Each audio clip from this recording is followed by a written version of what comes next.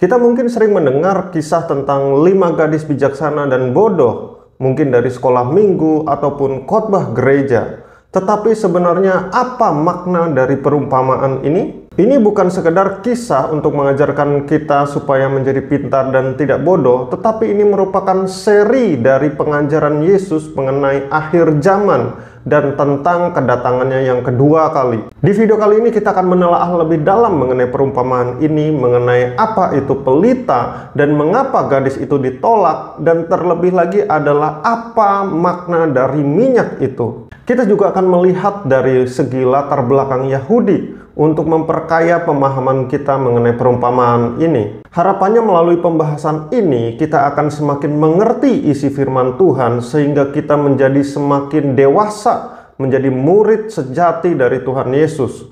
Mari kita mulai.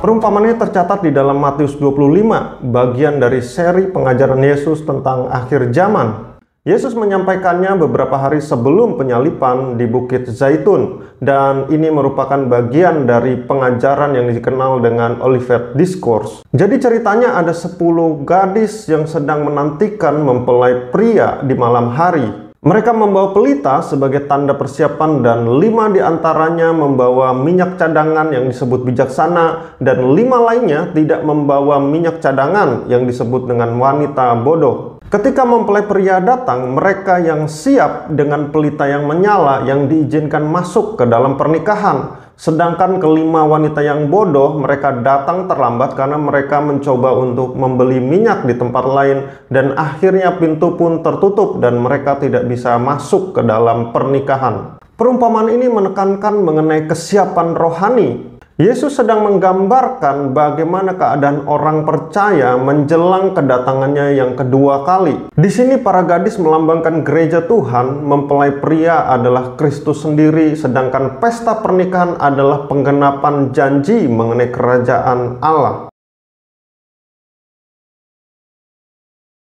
Untuk benar-benar memahami perumpamaan ini, kita perlu melihat latar belakang bagaimana budaya Yahudi pada abad pertama mengenai pernikahan. Karena Yesus menggunakan gambaran yang akrab bagi bangsa Yahudi, tetapi sangat asing bagi kita, terutama dalam konteks khususnya Indonesia. Yang pertama adalah tahapan pernikahan Yahudi itu dibagi menjadi 2. Yang pertama adalah erusin, yang kedua adalah nisuin. Erusin merupakan tahap pertunangan. Dan ini bukan sekedar janji seperti pertunangan yang kita akui di dalam Indonesia, tetapi ini merupakan janji yang mengikat. Pada tahap ini mereka sudah sah atau legal secara hukum, mereka sudah disebut sebagai suami istri walaupun mereka belum tinggal bersama. Sebagai contoh, waktu itu ketika Yusuf mengetahui bahwa Maria mengandung, dia berusaha untuk menceraikannya. Padahal itu masuk ke dalam tahap erusin, yaitu dalam tahap pertunangan. Tahap pernikahan kedua disebut dengan nisuin, yaitu merupakan puncak dari pernikahan.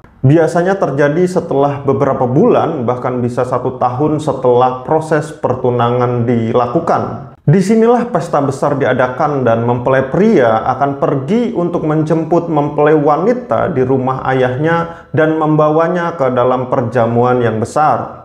Menariknya, mempelai pria tidak selalu datang di waktu yang pasti, bisa siang, bisa malam.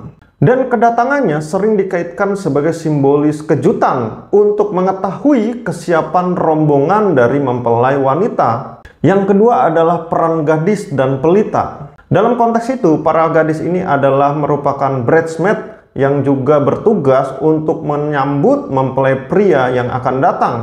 Karena biasanya mempelai pria datang pada malam hari, karena itu mereka harus membawa pelita sebagai tanda kesiapan dan penghormatan kepada rombongan mempelai pria. Pelita yang menyala menunjukkan bahwa mereka itu siap untuk menyambut mempelai pria dan rombongannya serta masuk ke dalam pesta pernikahan.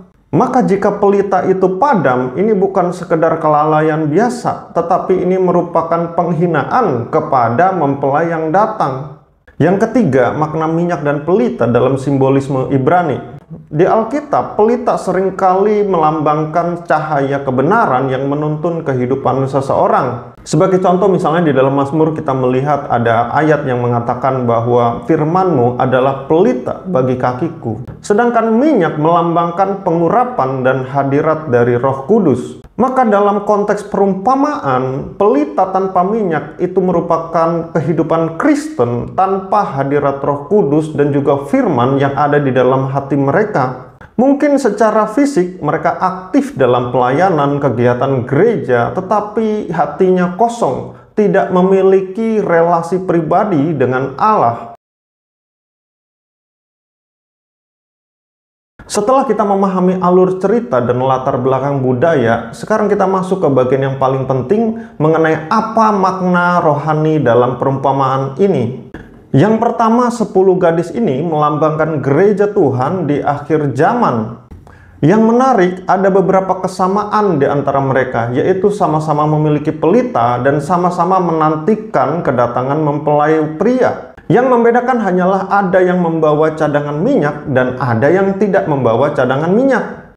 Artinya mereka semua melambangkan gereja Tuhan atau umat yang siap secara lahiriah. Mereka bisa saja aktif ke gereja, ikut komsel, bahkan ikut pelayanan yang terlihat secara lahiriah mereka siap. Tetapi sebenarnya kita lihat di dalam kerohaniannya mereka tidak siap. Yang kedua, pelita merupakan simbol dari apa yang terlihat di dalam kehidupan Kristen. Yang kedua, pelita merupakan simbol apa yang tampak di dalam kehidupan Kristen. Pelita melambangkan kesaksian hidup atau aktivitas keagamaan yang bisa dilihat oleh orang lain. Ini mencakup pelayanan dan juga kegiatan ibadah mingguan yang dilakukan oleh umat Tuhan. Tapi pertanyaannya, apakah kita benar-benar memiliki pelita yang menyala atau pelita itu hanya sekedar pajangan saja? Yang ketiga, minyak melambangkan Roh Kudus dan relasi kepada Tuhan. Minyak dalam Alkitab sering dipakai sebagai lambang dalam pengurapan dan hadirat Roh Kudus. Inilah perbedaan utama antara gadis bijaksana dan gadis bodoh. Gadis bijaksana memiliki cadangan minyak, artinya dia memelihara kehidupan rohaninya secara pribadi. Bukan hanya bergantung pada gereja atau komunitas ataupun suasana ibadah. Gadis bodoh membawa pelita tetapi tidak menyala. Ini ibaratnya seseorang yang biasanya ke gereja ataupun pelayanan, tapi mereka kosong secara rohani. Kehidupan mereka itu kering secara rohani, seperti seorang yang berjalan di padang gurun. Dan ini penting, kenapa? Karena minyak tidak bisa dipinjam. Pengalaman rohani itu tidak bisa dipinjam dari orang lain. Hubungan dengan Tuhan adalah tanggung jawab pribadi lepas pribadi. Maka pesan utama dari perumpamaan ini sangat jelas. Tuhan tidak sedang cari orang yang terlihat siap, tetapi Tuhan cari orang yang sungguh-sungguh siap secara rohani. Yang Tuhan cari bukan sekedar aktivitas keagamaan semata, tetapi merupakan kehidupan rohani yang melekat kepada Tuhan, yang memiliki hubungan relasi pribadi dengan Tuhan. Setelah kita memahami perumpamaan ini dari segi struktur, simbolis, dan juga latar belakang budaya, sekarang kita tiba dalam pertanyaan, apa makna ini semua dalam kehidupan saya secara pribadi? Saya melihat ada 4 makna yang kita bisa pelajari dari perumpamaan ini. Yang pertama adalah, apakah hidup kita saat ini masih menyala di hadapan Tuhan? Kita mungkin sering pergi ke gereja, aktif di pelayanan, dan juga mungkin kita dikenal sebagai orang Kristen yang baik. Tetapi apakah pelita itu masih menyala dalam kehidupan kita, atau sebenarnya itu sudah padam tanpa kita sadari? Pelayanan dan aktivitas rohani bisa tetap berjalan sekalipun api rohani kita padam. Itu sebabnya Tuhan memanggil kita untuk berjaga-jaga, bukan sekedar untuk melakukan aktivitas kegiatan agama. Yang kedua, pertanyaan yang paling penting adalah, apakah kita memiliki cadangan minyak? Dalam perumpamaan ini, gadis bijaksana disebut bijaksana karena dia membawa cadangan minyak. Mereka tahu bahwa kedatangan mempelai pria itu bisa terlambat, karena itu mereka mempersiapkan minyak cadangan. Pertanyaannya adalah, apakah cadangan minyak ini maknanya di dalam kehidupan kita? Cadangan minyak ini bisa berarti bahwa kita ini meluangkan waktu untuk memiliki kehidupan doa secara pribadi kepada Tuhan. Selain itu juga kita melakukan pendalaman firman bukan hanya sekedar mengandalkan ibadah di gereja. Dan yang paling penting juga apakah kita ini bertumbuh secara karakter, memiliki pertobatan sejati dan juga mengalami perubahan hidup. Lalu yang ketiga adalah apakah kita ini sedang tertidur secara rohani atau tidak.